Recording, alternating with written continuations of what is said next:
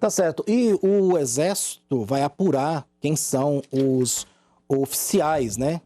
Bom, só mudando de assunto, na verdade não é esse assunto que eu iria tratar. O nosso querido Gustavo Toledo já tinha me avisado aqui que nós íamos falar sobre a questão da passagem, né, dos R$ 200. Então vamos lá. O ministro dos Portos e Aeroportos, Silvio Costa Filho, diz que houve desentendimento sobre o objetivo do programa Voa Brasil, que se popularizou com a premissa de vender passagem aérea a R$ 200. Segundo ele, seria insano vender bilhetes a esse preço. O importante não é só o que se diz, mas o que as pessoas entendem. Naquele momento, da forma que foi passada por setores da imprensa e da sociedade, segundo ele, a sociedade brasileira, por conta das redes sociais, o povo brasileiro achou que a passagem seria a R$ 200. Seria insano a gente desenhar um programa dessa natureza, fecha aspas, afirmou Costa Filho em entrevista ao programa Roda Viva, transmitido aqui pela TV Brasil Central. O ministro, no entanto, não especificou o preço das passagens que serão vendidas pelo programa, que, segundo ele, deve ser lançado ainda no mês de março. No final do ano passado, havia a previsão de lançar o programa em janeiro de 2024, que não se concretizou. De acordo com o ministro, o programa desenhado pelo governo visa atender, em sua primeira etapa, 21 milhões de aposentados do INSS, que ganham até 2 salários mínimos e 700 mil alunos do ProUni. O programa contará com 5 milhões de passagens aéreas que serão disponibilizadas pelas próprias companhias. Ana Flávia Rezende, você acha que então faltou, de fato, uma comunicação, porque o povo entendeu que a passagem seria vendida mesmo a R$ 200 para um grupo específico aí? Mas a culpa dessa falha de comunicação é do governo, né? Se você vai... Sim, justamente. Eu estou perguntando também se foi o governo que errou aí. Porque, claro que colocar a culpa na imprensa aí, que a imprensa comunicou mal, não. Tem que tomar cuidado com o que sai do governo, né? E isso tem que ser pensado quando você vai lançar uma política pública. Como é que a população vai receber isso? Como é que... É claro que as pessoas iam pensar que todas as passagens iam ser R$ 200. Não precisa ser um gênio da política para saber disso, não. Então, assim, se o programa é equivocado, se tudo, isso só vai ser possível dizer depois que ele acontecer, né? Se vai ser um sucesso ou um fracasso. Agora, que essa mensagem ia chegar de maneira torta... Isso aí tem que ser pensado. Não é possível que uma equipe como a Presidência da República não tenha pessoas capazes de fazer essa avaliação. E aí a gente volta lá atrás na cobrança do presidente Lula, né? Será que eles estão lançando essas políticas públicas aí da cabeça? Estão inventando esse negócio aí? Porque, é importante os aposentados... e alunos do ProUni ter acesso a passagens mais baratas de avião. Mas até onde isso não é um populismo também? Você dar passagem aí barata e favorecer. E a gente sabe que todo benefício oferecido tem uma contrapartida. Quando você barateia quando o governo barateia uma questão como essas passagens, vai ter um custo que vai ser empregado em outra área do governo. Então, é isso aí. Tem que avaliar melhor essas políticas aí. Tá certo. 8h22. José Menezes, um programa como esse, um programa dessa envergadura, né, um programa popular, é interessante para o governo nesse momento? Seria interessante se houvesse uma aceitação de todos os sentidos. Eu concordo com a Ana Flávia. Foi palavras mal colocadas. Eu assisti essa entrevista do Silvio Costa Filho, ele realmente afirmando que as passagens a partir de 2024 seriam barateadas para R$ 200. Ele não especificou, ele não colocou em pratos limpos toda essa questão. O que aconteceu na época?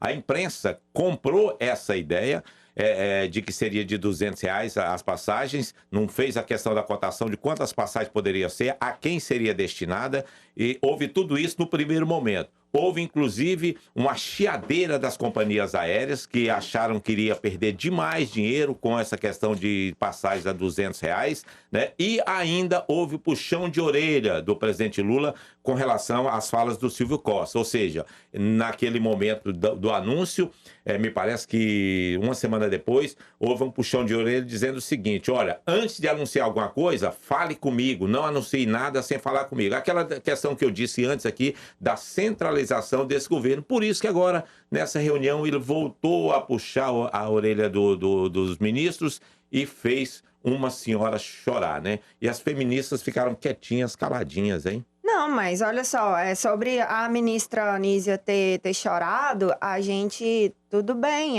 é uma crítica, mas eu acho que se ela se sentiu assediada moralmente, ela tem que expor isso, né? Então, ela está no seu direito, a imprensa está noticiando que houve isso, que aconteceu esse fato. Agora, se ela se sentiu assediada, quem tem que se manifestar é ela. E outro ponto que eu questiono em relação a essa política das passagens aéreas é, será que os nossos aeroportos têm estrutura? Porque o que a gente vê quando vai viajar são aeroportos lotados. Aviões lotados, que sem lugar para mais ninguém. Vocês já imaginaram o tamanho da demanda que isso cria? Será que os nossos aeroportos, as companhias aéreas, têm capacidade para atender a demanda gerada por essa política pública? Tá certo, são 8h25. Acerte seu relógio aqui com o Mundo de Sua Casa. Temos aqui a participação do Paulo Sérgio, que manda aqui para nós o seguinte, são muitas mensagens dele. Paulo, eu vou ler essa primeira aqui, né? Ele é do Jardim América, desempenho péssimo. Comenta aí algo que o governo fez de relevante para a população. Saúde, rodovias, juros baixos, financiamentos. Ou então vão aos comércios e empresas e perguntem. Segundo um dos questionamentos dele aqui, que são vários, eu vou ler isso aqui, viu, Paulo? Porque nós temos muita coisa ainda aqui no programa hoje, mas eu agradeço sim a sua participação. Temos também o José Bispo, que fala o seguinte: bom dia, povo especial da TBC, obrigado, viu? Tem gente aí tão bonita e capaz de falar algo importante para o público ou eu ouvir. E aí ele fala o seguinte: o voto impresso é tão combatido, por quê? Né? Segundo o questionamento dele aí. Porque vira uma compra de voto com comprovante. O cidadão vai lá e vota e fica lá o comprovante, e aí, se a compra de voto já existe sem comprovante, imagina como. Não, eu acho que não tem como fazer esse controle aí não, Ana Flávia. Eu fui candidato várias vezes, eu fui vereador em Aparecida de Goiânia, e hoje, mesmo do jeito que está, já existe o boletim de urna que sai ali e é disponibilizado aí depois da votação, colocado nas sessões, né? A comprovação, não de todos as votações ali, uma a uma, mas a votação ali, ela sai ali no boletim, sai no papelzinho ali todo impresso, e os partidos pegam aquilo ali para fazer a avaliação, né? Então não tem como fazer o controle, assim, o que pode acontecer, o que poderia acontecer é se algum desavisado aí fosse sugerido pelo seu candidato a pegar esse voto e mostrar para ele. Mas não tem como sair ali a questão desse voto unitário, mesmo porque nas urnas, como foi tratado, as urnas que tem em vários países, depois que você vota, o papel impresso ele fica guardado lá, sob a guarda da Justiça Eleitoral, né? Então não seria colocado para a pessoa em si essa questão do voto, né? Bom, vamos lá, vamos repercutir essa questão que para mim ela é bem séria. Se imagine presidente de uma sessão eleitoral no interior, onde sua sessão tem 30 votantes, digamos assim, e você conhece todos eles, porque é interior, a cidade tem 3.000 habitantes, como a cidade que eu nasci, que tem 5.000 habitantes. Você conhece todo mundo. E ali você tem uns 30 eleitores na sua sessão. E aí é o presidente da sessão o responsável pelo guardião daqueles votos impresso. E aí você votou um cidadão e você é presidente da sessão e seu irmão é o candidato a prefeito. Porque acontece isso no interior o tempo todo. E aí você tem ali disponível os votos das 30 pessoas. Você acha mesmo que o presidente da sessão não vai saber quem é que votou em quem? Sendo que ele é o guardião dos votos? Ainda que não tenha uma cópia na mão do eleitor? Então, fica aí o questionamento e a reflexão. Tá certo, são 8 horas e 28 minutinhos, também mais outras participações aqui chegando. Eu posso chamar o seu Márcio Borges de senhor, porque pela fotografia aqui realmente parece um senhor. Ele fala o seguinte: hoje os trabalhadores já estão comendo carne e andando de carro. Há 2 anos atrás estavam na fila do osso, segundo a opinião dele aqui. Basta ir no posto de gasolina. E ele também, o Cássio, né, manda mais mensagem aqui também, falando assim: passagem aérea barata é igual a história da picanha e cerveja. Mais uma mentira desse desgoverno, segundo a opinião do Cássio. Aqui já no nosso chat no YouTube, damos bom dia para o Gilmar Alves Costa, porque ele fala o seguinte aqui: o brasileiro que trabalha honestamente não precisa de passagem de graça, não. Outra coisa, as empresas precisam ter retorno do investimento que fizeram. Combustível do avião, quem vai bancar?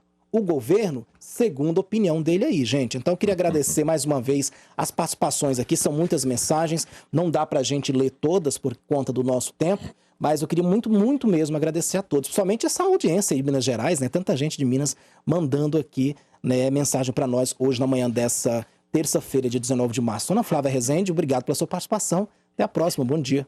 Obrigada, Alex. Aproveitar a sua deixa aí para falar de Minas, mandar um abraço aí para o Rio Paranaíba, Minas Gerais, a origem da minha família, que está passando por um momento muito complicado com o meu tio no hospital, com dengue hemorrágica, e aí fica meu abraço enorme para minha família. Como chama seu tio?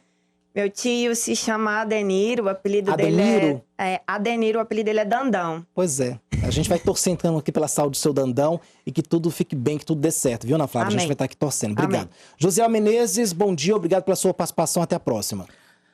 Alex, um abraço, até a próxima também para a Emanuele Winder, você que acompanhou, a Ana Flávia aqui ao nosso lado, que o Dandão possa se recuperar, aquele abraço também, Dandão, tá bom? Hoje nós tivemos ideias diferentes, eu mais a Ana Flávia aqui, mas é amiga minha, viu, seu Dandão? Não vai brigar comigo aí de Minas Gerais, Foi a última conversa que nós tivemos, ele estava muito feliz que eu estava aqui comentando. Que bom. Mas ele vai sair dessa, viu? Vai me escutar muito ainda. Com certeza.